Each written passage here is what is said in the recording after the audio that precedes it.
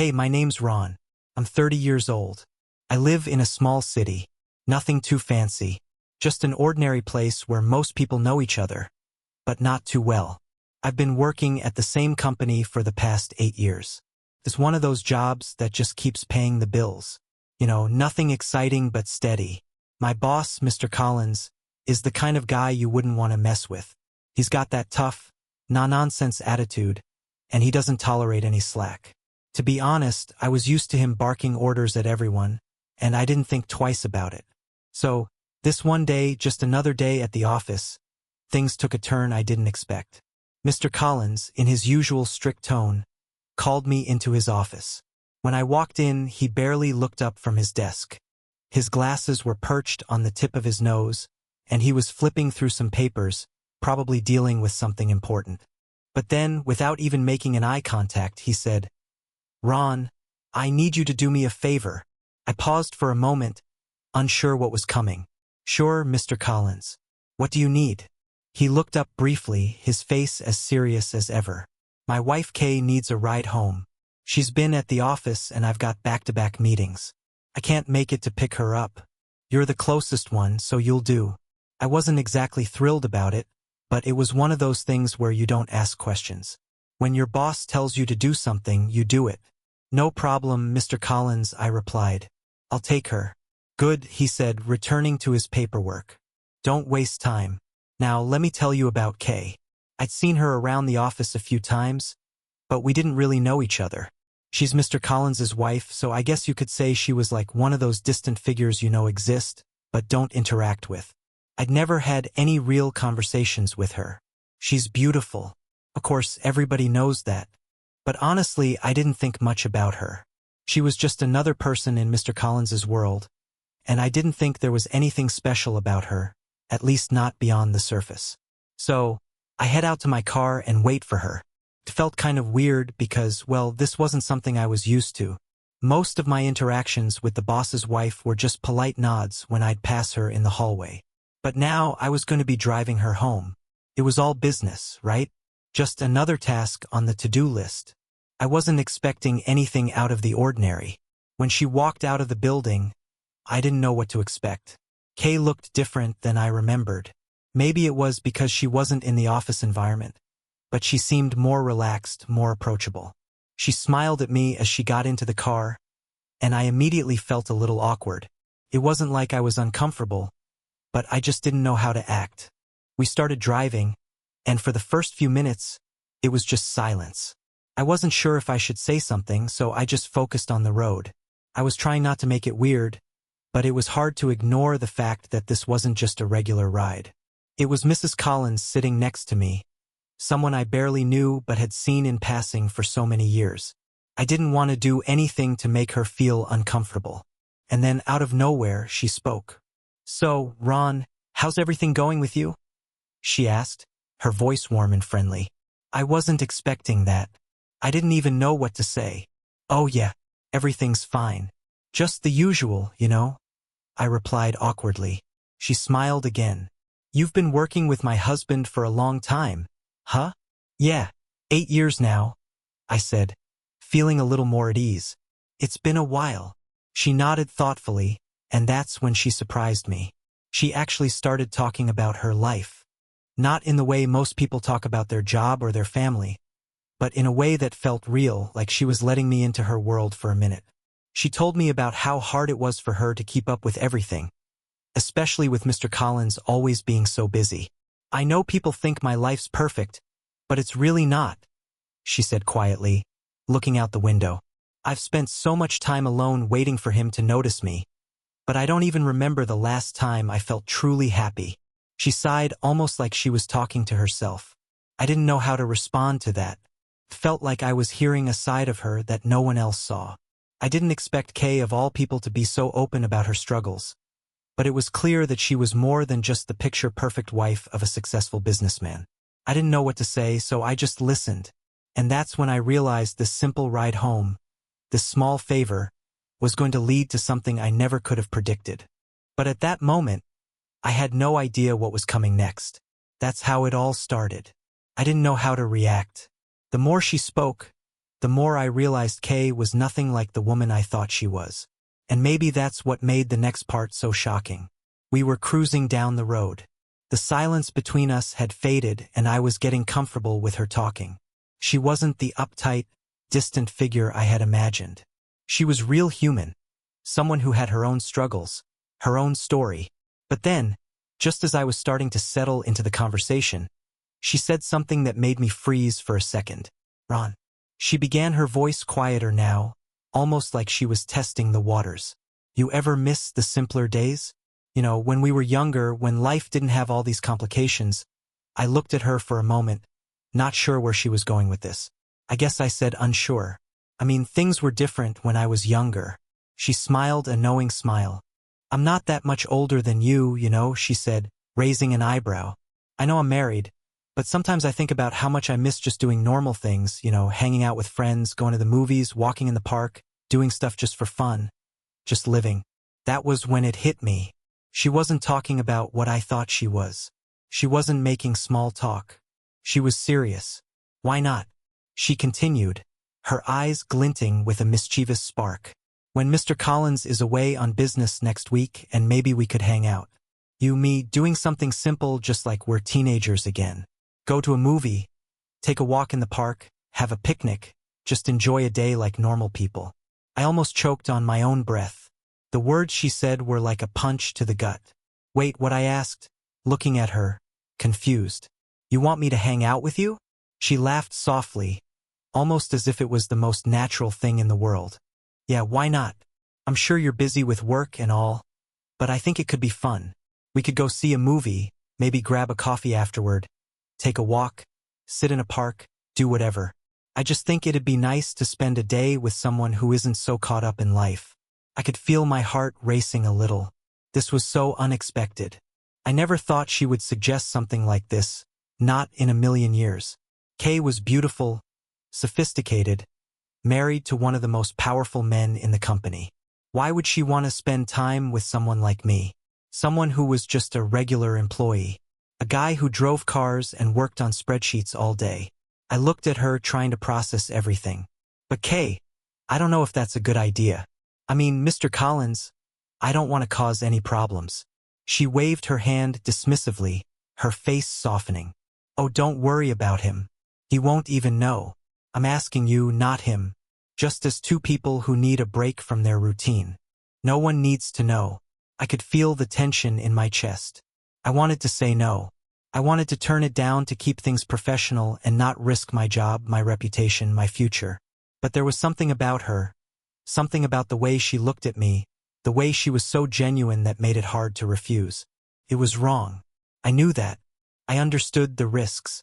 If anyone found out, it could cost me my job, maybe even my career. A guy like me didn't get second chances in this kind of environment. But at the same time, she wasn't just some distant coal boss's wife anymore. She was a woman who felt neglected, who wanted something different, someone to share her time with. She wasn't just Mr. Collins's wife. She was Kay, a person who needed connection. "Come on, Ron," she persisted, her voice so calm, so persuasive. "Just one day, let's do something fun. You'll be helping me more than you know." I wanted to say no. I really did. But I couldn't bring myself to do it. There was something in her eyes, something I couldn't quite place, but it made me feel like I had to say yes. I knew this was risky hell, could ruin everything, but part of me wanted to do it to get out of my usual routine and do something different. And that's why I found myself saying it. "All right," I said, my voice almost a whisper. "Fine, but only if it's really just for fun. No one else can know about this." Kay smiled, her eyes lighting up with something that felt like relief, like she just won a small victory.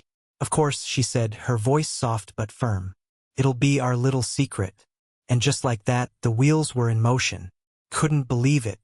I was about to go on a secret impromptu adventure with my boss's wife. I knew it was a bad idea, but I didn't know how to back out now. What had I just gotten myself into? I had no idea, but I was about to find out. Almost 2 weeks had passed since that car ride with Kay. I was convinced it was all some kind of joke, maybe a test or a game she was playing. I hadn't heard anything from her after that conversation, and nothing seemed to change at work. It was like nothing had happened at all. And I went back to my usual routine, pretending it was just a weird, awkward moment that never really mattered. But then it happened. Mr. Collins left for his business trip just like Kay had mentioned. And that's when I got the message. It came through my phone around noon just as I was finishing up her report. The notification popped up, and when I saw who it was from, my stomach dropped. Well, did my proposal make it through or not? It was from Kay. I froze for a second, unsure what to do. My heart started to race again like I was back in that car hearing her talk about our plan for the day out. I didn't know if she was serious or if this was some sort of test to see if I would take her up on it. For a minute, I just stared at the screen, my thumb hovering over the keyboard. I wanted to ignore it, but then I realized that if I did, it would be worse. Maybe she was just trying to be friendly, or maybe she was hoping I'd say yes. I still wasn't sure what to think, so I responded, I guess it's time for me to find out.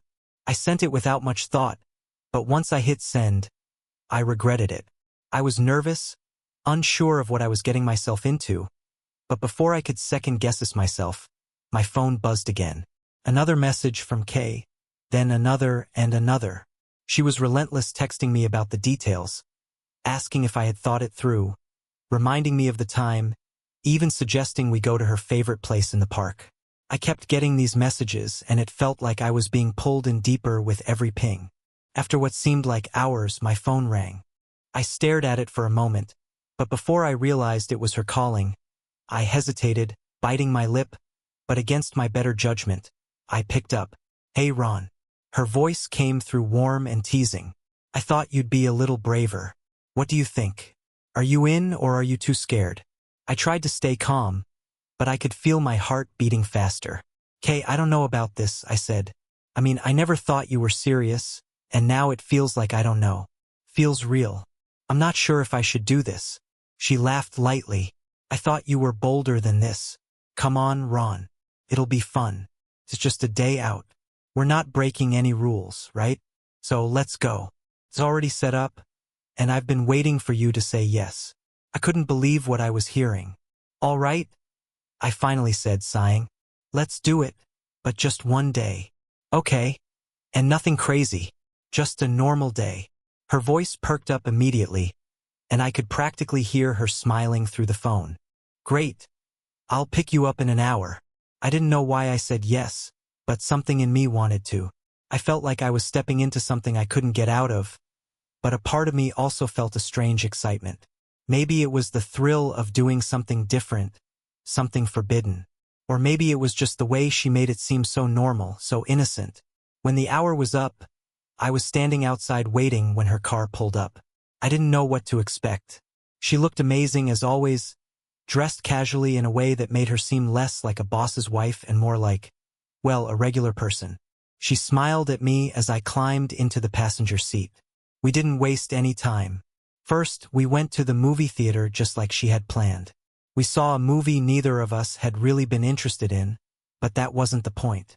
We laughed about it afterward, talking about the dumbest scenes and pretending to be critics. Afterwards, she suggested a walk in the park. As we strolled along the paths, she seemed so carefree. She had this lightness in her step, something I hadn't seen before. And then, unexpectedly, she took my hand. First, I was frozen, unsure what to do. My mind raced, my heart pounding in my chest, but I didn't pull away. Instead, I walked beside her, wondering if I was dreaming or if this was real. Was she really holding my hand? Was this really happening? We walked for a while, and before I knew it, we were heading to a spot in the park that overlooked the town. It was a quiet, secluded area where you could see everything below, lights twinkling in the distance as the sun started to set. We sat down on a bench and she turned to me, her eyes glimmering in the fading light. She started talking, her voice soft. It's funny, isn't it, how we think we have it all figured out and then we find out we're just lost. Like, everyone thinks I have everything, but sometimes I wonder if I even remember what happiness really feels like. I didn't know how to respond. I just sat there listening as she told me about her life, her marriage, and how she felt isolated even with everything she had. I could tell she was opening up in a way she didn't with anyone else. And for a moment, I didn't feel like just an employee. I felt like someone she could trust. I didn't know what this day meant, but one thing was clear. My life had changed. I didn't know how this would end or what would happen next, but I couldn't deny that I was hooked. It was like being a teenager again. Carefree, excited, and a little terrified. But I knew one thing for sure. Things were never going to be the same. We sat there for a while, the city lights stretching out below us, the sky now fully dark. The air had a coolness to it, and the park was quiet, except for the occasional rustling of leaves and the gentle breeze. The atmosphere was serene, almost magical. As we both gazed out, the weight of the moment seemed to settle around us. Kay, in her usual calm way, was the first to speak. "I've been thinking a lot today," she began, her voice soft, almost wistful. "I can't even remember the last time I did something this simple, like when I was younger, when everything felt so easy. I used to just go out with my friends, do stupid things without worrying about the consequences. But now it feels like life is always demanding something from me." She paused, her gaze dropping to the ground, lost in thought. "I've always had everything I wanted, but sometimes I miss feeling free. I miss feeling like nothing could go wrong." I didn't know how to respond. Her words hit me harder than I expected. I'd always assumed that people with money, especially someone like her, married to the richest man in the city, didn't have these concerns. It seemed like everything should have been perfect. But I couldn't deny what I was hearing. The way she spoke, it was clear that having everything didn't mean having everything she needed. I cleared my throat before speaking. "But Kay, when you're the wife of the richest man in the city, doesn't it make things easier? I mean, you have the freedom to go anywhere, do anything, you can eat whatever you want, stay in the best places. Doesn't that make it all worth it? All the money, the luxury, the freedom." Her lips curved into a small, sad smile, and she shook her head. "You think so, right? But it's not about the money, Ron. It's about emotions, about feeling something real. No amount of money can replace that." I couldn't believe what I was hearing. In my world, money was supposed to fix everything. But hearing her say this, it made me realize how different our lives were. And yet, how much alike we might be in our need for something more than just material wealth. Before I could say anything else, she looked at me with a tenderness that caught me off guard. "Thank you," she said quietly. "Thank you for doing this, for coming with me. It really means more than you know." Then, to my complete shock, she leaned in. Her hand moved gently to the side of my face, and before I could even process it, she kissed me. It wasn't anything intense. Nothing that could have crossed any lines, just a soft, fleeting kiss, almost like a moment of gratitude. For a second, I didn't know what to do. My heart raced, and all the usual thoughts I would have had in that moment seemed to vanish. I didn't pull away. Instead, I found myself responding. It was a strange feeling, something that felt right and wrong all at once. But in that moment, I couldn't stop myself. She pulled away, first her eyes locking with mine, as if searching for any sign of regret. But all I could do was stare at her, still processing everything. I wasn't sure where we stood after that, and part of me didn't want to think about it too much.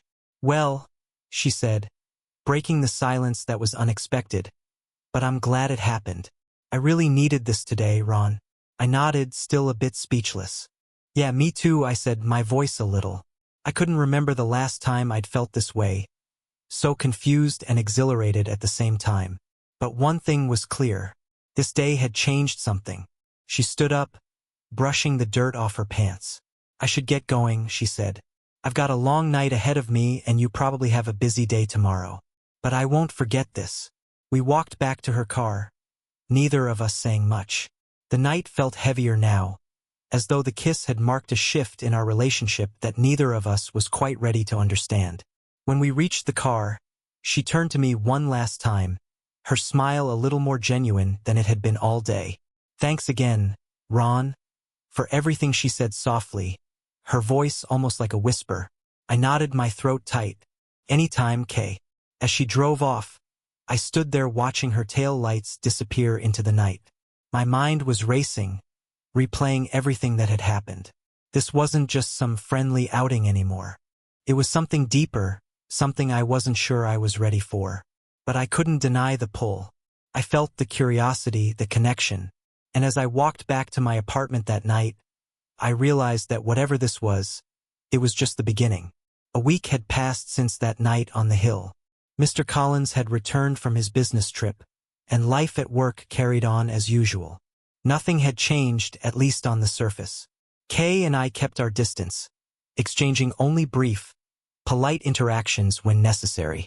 I convinced myself that whatever happened that evening had been a fleeting moment, a temporary escape for her, nothing more. And then one night, everything changed. I had just gotten home after a long day at work.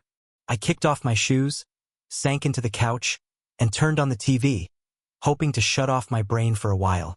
It was already late, too late for visitors. So, when my doorbell rang, my heart immediately jumped. I hesitated for a second before getting up and making my way to the door. When I opened it, I froze. Kay stood there holding 2 suitcases, her hair slightly messy, her expression a mix of exhaustion and determination. "Kaylee," I said, completely caught off guard. "What are you doing here?" She let out a deep breath as if she had been holding it in the entire way over. "I left him," she said, her voice steady but laced with emotion. "I couldn't do it anymore, Ron. I don't want that life. I don't want the money, the fake smiles, the empty house. I don't want to be someone I'm not." I stared at her, trying to process what she was saying. "You left him." She nodded, her grip tightening on the suitcase handles. "I packed my bags and told him I was done, that I couldn't pretend anymore. I didn't tell him where I was going. I just walked out." I ran a hand over my face, my mind racing. "Kaylee, do you know what this means? Do you have any idea what's going to happen now? When he finds out you're here?" "He won't," she said quickly. "At least not right away. And when he does, I'll deal with it. But right now, I needed to be somewhere real with someone who makes me feel real." I felt like the air had been knocked out of my lungs. This was insane. Just a week ago, we had been 2 people living completely separate lives. And now she was standing in front of me telling me she'd left her husband, one of the most powerful men in the city. Because of what? Because of me. This isn't a small thing, Kay," I said, struggling to find the right words. "I mean, what do you expect to happen now? Do you really think you can just walk away from that life and everything will be fine?" "I don't know," she admitted. "I just know that I can't go back and I don't want to." I exhaled slowly, feeling the weight of the moment pressing down on me. My job, my life, everything I had built, it could all come crashing down if this went wrong. And yet, as I looked at her standing there so vulnerable and yet so sure of what she wanted, I couldn't bring myself to turn her away. "Come inside," I finally said, stepping aside. She looked at me for a second, as if making sure I really meant it, then picked up her suitcases and walked in. As I shut the door behind her, I realized something terrifying. This wasn't just about her leaving Collins. This was about what came next. And for the first time, I wasn't sure if I was ready for it. If you had told me a few months ago that I'd be living with Kay Collins, the wife of my boss, I would have laughed in your face. And yet, here I was. I kept going to work, expecting every day to be my last. I thought Mr. Collins would eventually find out where Kay had gone, that he'd connect the dots, that he'd walk into the office one morning, call me in, and fire me on the spot. But nothing happened. To my complete shock, Kay had been telling the truth. She never told him where she went, and Collins, he didn't even seem to care. At work, he was more irritable than usual, barking orders and slamming his office door shut. But he never mentioned Kay, never asked anyone to look for her. It was as if he had already written her off. That should have made me feel relieved, but instead it just made me angry. After years of marriage, after building a life together, he didn't even try to get her back. She was right all along. She had been just another piece of furniture in his life, a trophy wife who had finally had enough. Work stayed the same, but my life outside of it was unrecognizable. Kay and I built something real. It wasn't just the excitement of the situation or the rush of secrecy. It was something deeper. I had never met a woman like her. She was kind, funny, full of life. She cared about the small things. She actually listened when I talked about my day. And for the first time in a long time, I felt what it meant to have a real home. She wasn't just living with me. She was waiting for me. I'd come home to the smell of food, looking in the kitchen to her sitting on the couch curled up with a book waiting for me to sit down and talk about my day. We'd go on walks late at night hand in hand talking about everything and nothing. We'd laugh until our stomachs hurt. We'd wake up next to each other and feel like the world outside didn't matter. I wasn't just happy, I was alive. But as time passed, I realized something. I couldn't keep working for Collins. Not because he suspected anything, but because I couldn't handle it. Every time I saw him, I was reminded of the situation, of the risk of the fact that as much as he didn't seem to care about Kay leaving, I was still living in his shadow. I didn't want that. Not for me, not for her. So, one morning, I walked into his office and handed in my resignation. Any particular reason? Collins asked, barely looking up from his desk. I just think it's time to move on, I said simply. He shrugged. Suit yourself. And that was it. No accusations, no questions, no second thought. That night, I came home and Kay was in the kitchen stirring something on the stove. She looked up at me, her face lighting up the way it always did when she saw me. You're home early, she said, smiling. I took a deep breath and stepped toward her, wrapping my arms around her from behind. I quit, I said. She turned her eyes wide. Wait, what? I quit my job, I said again, grinning. I don't need it. I don't need him. I just need us. For a second, she just stared at me. Then slowly, a smile spread across her face. The kind of smile that made me realize I had made the right choice. Ron, she whispered, running her fingers through my hair. We had nothing planned. No perfect road map for the future. But that didn't matter. We had each other, and for the first time in my life, I wasn't afraid of what came next. I was finally free. Here's a question for you. If you were Ron faced with the opportunity to spend a day with Kay, knowing the potential consequences, would you have agreed to her proposal or would you have declined to avoid jeopardy professional and personal life?